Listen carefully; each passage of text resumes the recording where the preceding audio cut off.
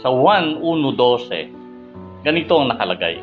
Subalit ang lahat ng tumatanggap at sumasampalataya sa Kanya ay binigyan niya ng karapatang maging mga anak ng Diyos. Sa 1 Gs, nabanggit doon yung ang Panginoon ang ating pastol. Dinidingig ng mga tupa ang kanyang tinig at tinatawag ng kanyang sarili ang mga tupa sa pangalan at sila'y inahatid sa labas. Sa 10, ako ang mabuting pastor. Nakikilala ko ang sariling akin at ang sariling akin ay nakikilala ako. Ang tupa, kilala niya yung kanyang pastor. At yung pastor naman, kilala niya yung kanyang mga tupa. Nandito tayo sa ika-4 na bahagi, paano ang tao ay magkakaroon ng kasiyahan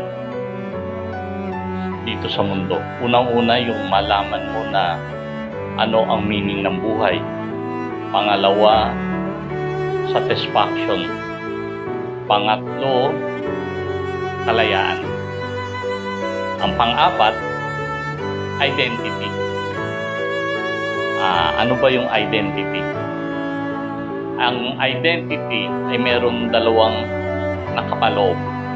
Kung sino ka at ano yung halaga mo. Sino ka ba? Who you? Di ba? O ang tao nagtatanong, sino ba ako? Si Jackie Chan may sini niyan eh. Di ba? Who am I? Punta siya doon sa pinakataas ng bundok. Tapos sumigaw siya, who am I? Camera umikot eh. Ha? Naalala ng kahit na sinong napanood yun eh. Nagkaroon siya ng amnesia. Hindi niya alam kung sino siya. Kaya, pag nalilito yung isip niya siguro, at tinatanong niya, sino ba ako? Who am I? Ang tao, kahit hindi magkaroon ng amnesia, nagtatanong din kung sino talaga sila dito sa mundo. Pag nakinig ka sa Diyos, ma-inspire ka.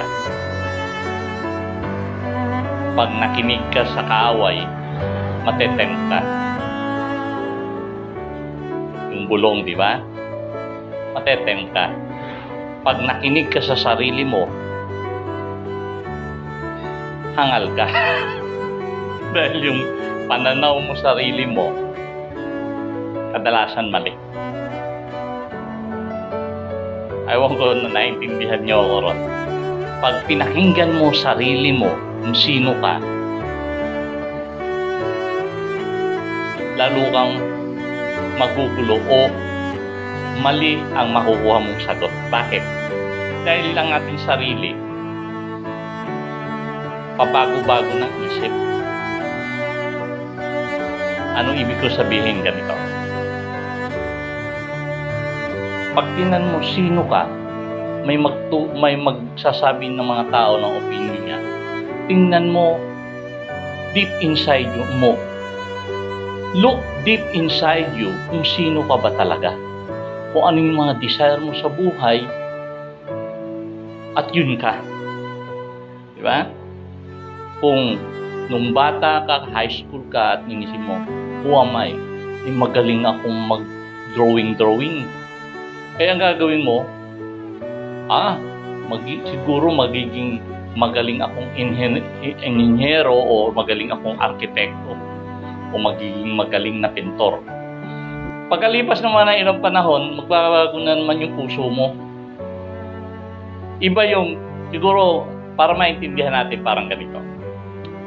Iba ang pananaw mo kung sino ka nung 13 years old ka sa pananaw mo ngayon kung sino ka. O nung 13 years old ka, pagkalipas mo ng after 10 years, nung 23 ka, pasensya na kayo sa word ko napakabobo ko naman nung 13 years old ako, pinag-iisip ko yun. Di ba? Tapos yung 23 years old ka, na in love ka, pag naging 40 years old ka, sabi mo, napakabobo ko naman at pinakasalan ko yun, lasinggero pala. Di ba? Nakakuha niyo ibig ko sabihin? Na ibig sabihin, nagbabago kung sino ka dahil unstable tayo eh.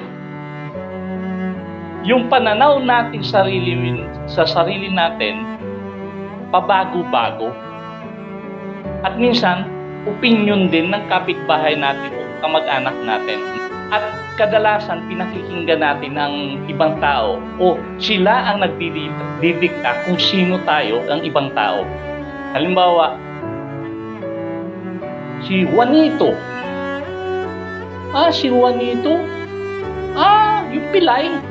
Dahil sa kapansanan niya, pag sino si Juanito, ang nasa isip nila, yung kapansanan niya, siya ay pilay. O halimbawa naman, si Tonyo. Si Tonyo? Yung utal? Sa kapansanan na naman, di ba? Or minsan naman, si Badong.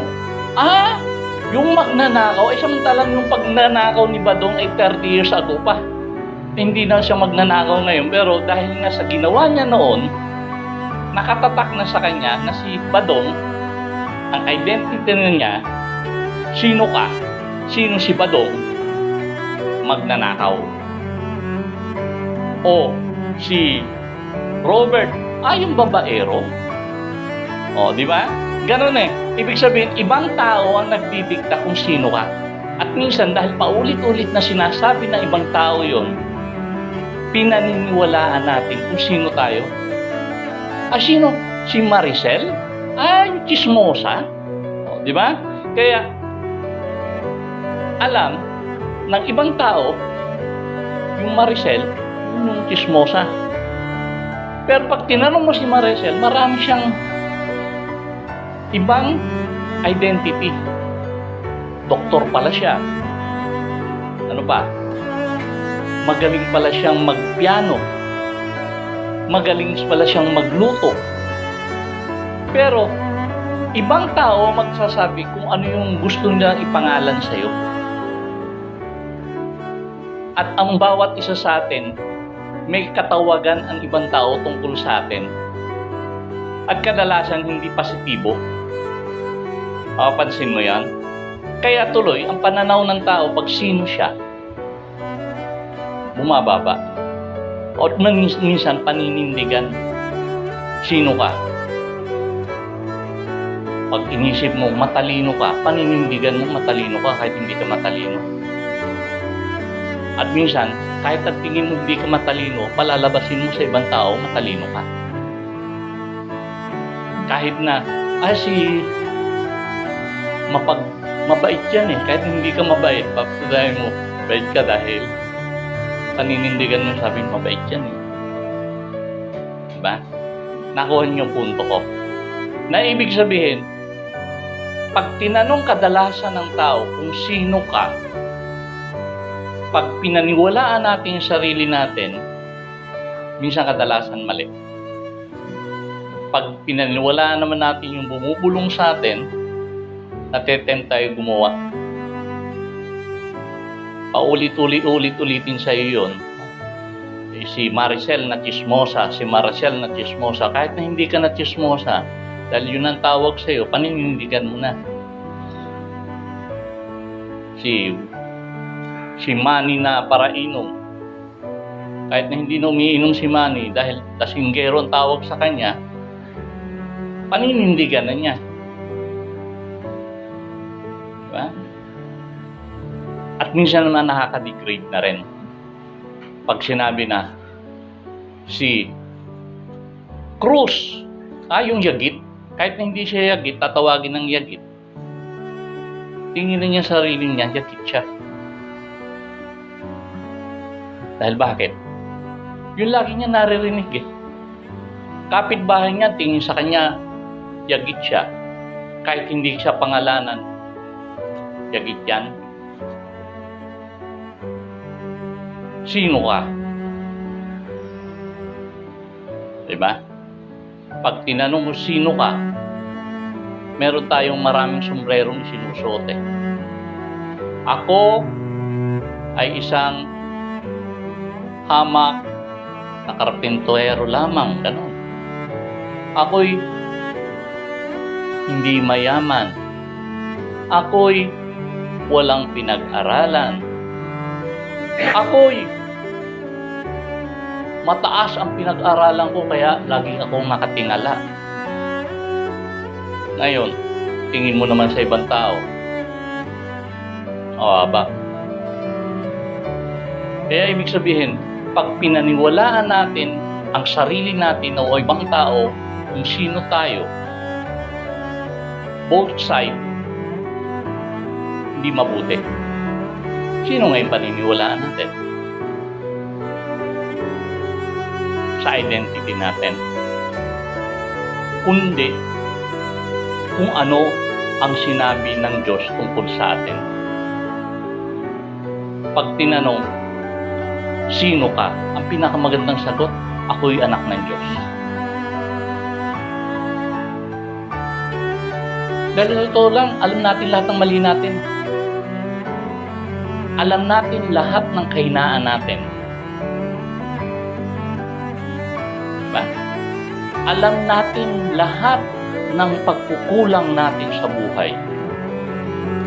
Hindi ako naging mabuting tatay, hindi ako naging mabuting anak, hindi ako nag-aral ng mabuti.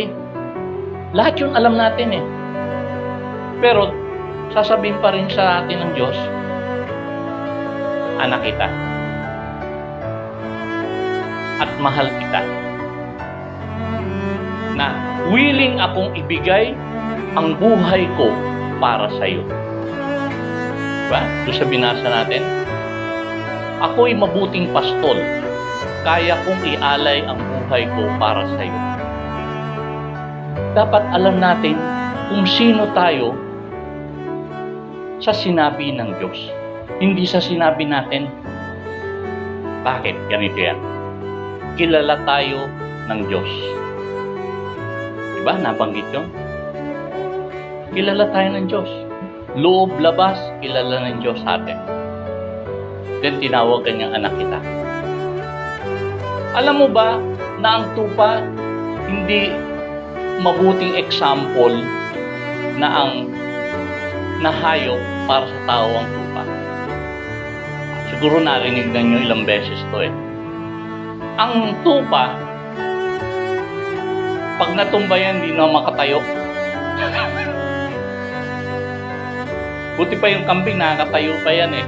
Pero ang tupa, pag natumba yan, kung hindi aalalayan ng tupang tumayo yan, hindi tatayo yan. Lalo na pag napunta sa tubigan yan, dahil mabigat yung papasok na tubig dun sa balat niya. Malulunod yan kung malalim-lalim ang tubig. Kung hindi aalalayan ng pastol, malulunod yan. Pag may bangin, hindi niya makita dahil malabo paningin ng tupa. Hindi niya alam, mahulog na pala siya sa bangin. Pag hindi mo inalayan yan sa tubig na hindi gumagalaw, hindi makakainom yan. Kaya nga doon sa nabanggit yun eh, sa Psalms 20. Tayo'y inaalalayan ng mabuting pastol na uminom sa tubig na payapa.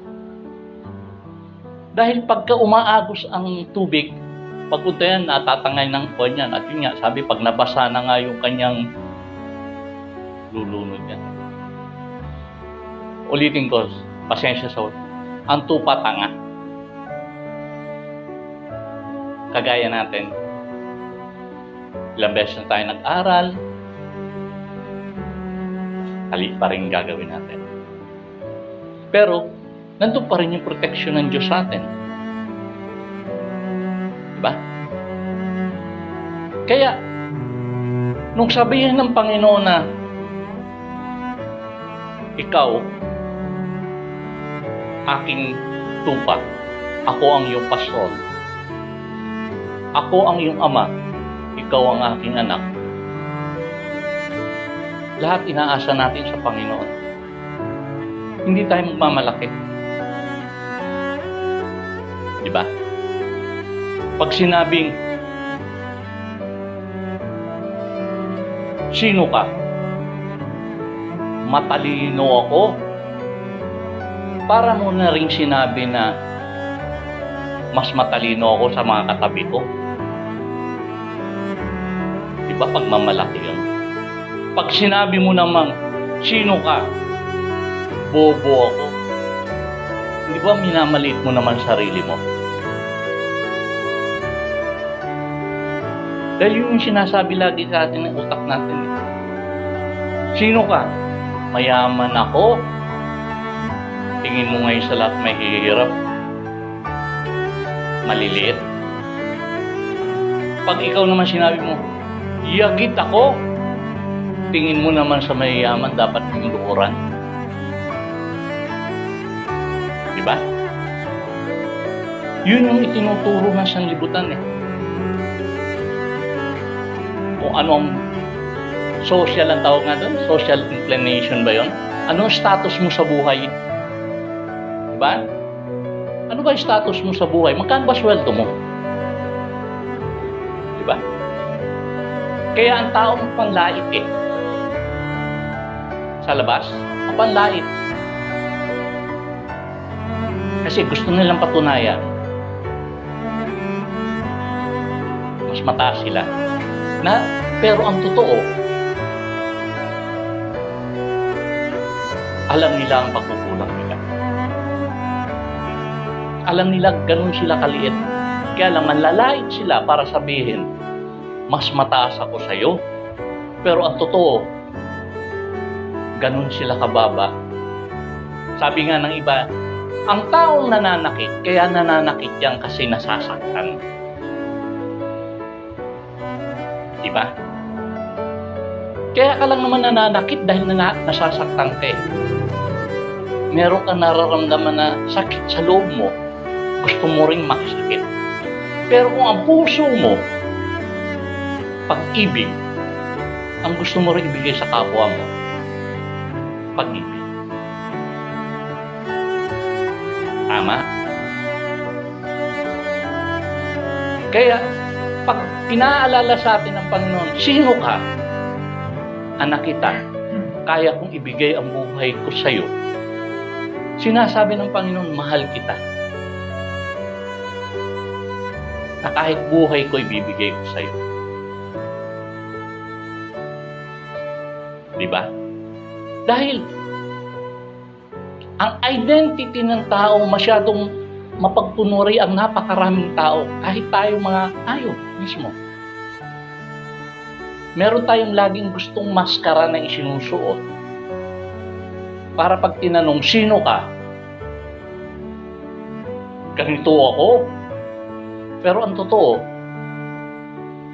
ang loob natin nasasaktan. Nabubulok na. Puno na ng kasalanan. Kaya, nagsusuot na ng maskara. Na para bang patunayan sa mundo, ganito ako kataas. Diba? Kaya, para maging masaya ang tao, yun isang sangkap eh. Alam mo yung identity mo. Ang identity mo ay kay Kristo, na anak ka ng Diyos. Hindi ka abogado, hindi ka mayaman, hindi ka mahirap, hindi ka pangit, hindi ka maganda, hindi ka bobo, hindi ka rin matalino. Kundi, ikaw ay anak ng Diyos. Dahil yan, lahat ng yung mga, pag tinanong sino ka, lahat ng 1,000,000 sagot yan, sombrero na isinusuot ng napakaraming tao. Isipin nyo ito mabuti. Napakarami nating sombrerong sinusuot o maskara tawagin natin. Diba? Pag ibang tao karap, si attorney ganito. Pagkaharap na isa akong tatay na mga maalalahanin. Pag ako'y kaibigang pagkakatiwalaan, yun yung mga maskarang isinusuot eh. Pero pag sa harap ng Diyos, sino ka? Anak mo ko.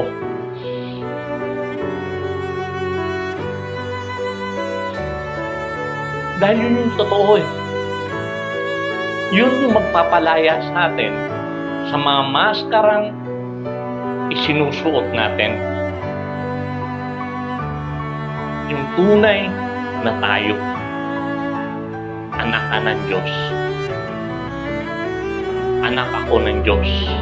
Bawat isa sa atin na tumanggap sa Panginoon, anak ng Diyos. Diba?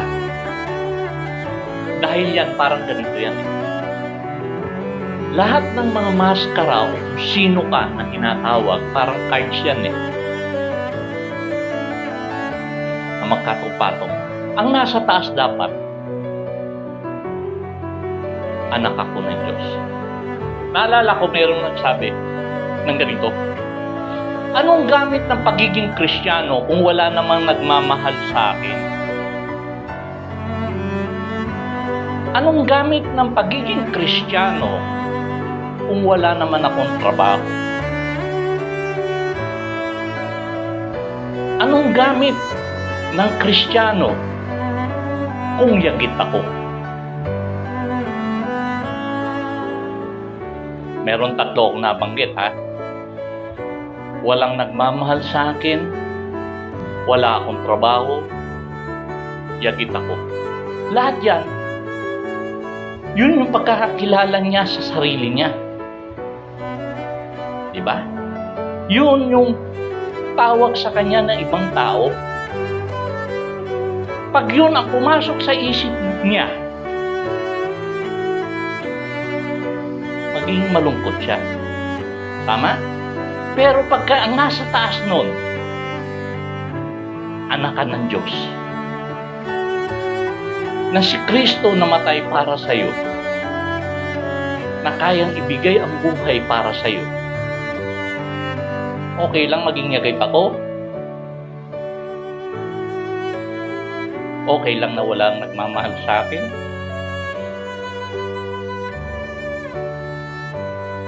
Bakit? Kumpleto na yun eh.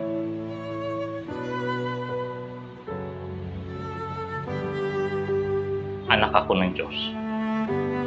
The same din, baliktarin natin. Mayaman ako. Attorney ako. 10 ang kotse ko. Yun yung mga sombrerong sinusuot niya. Anong tingin mo sa ibang tao? Lahat kayo mababa sa akin. Anong gagawin ng taong yun? Magmamalaki. Bakit? Lamang ako sa kanilang lahat. Kristiyano siya. Nakalimutan niya. Anak ako ng Diyos. Pag anak ka ng Diyos, may pagbabago. Tama? Dahil kung walang pagbabago, hindi ka tunay na anak ng Diyos. Yun lang yun. Ganun kasimple lang yun. Pag sinabi nating anak tayo ng Diyos, kumpleto na yun. Alam mo yung identity mo. Dahil yun yung nasa pinakataas. Imagine, si Kristo willing na mamatay para sa iyo. Kung sabi pa nga sa scripture, kung hindi niya pinagkait ang kanyang anak, ano pa ibang bagay hindi niya pagkakait para sa iyo? Kaya pag tinanong ulit, again, sino ka? Lagi natin tatandaan, anak ka ng Diyos.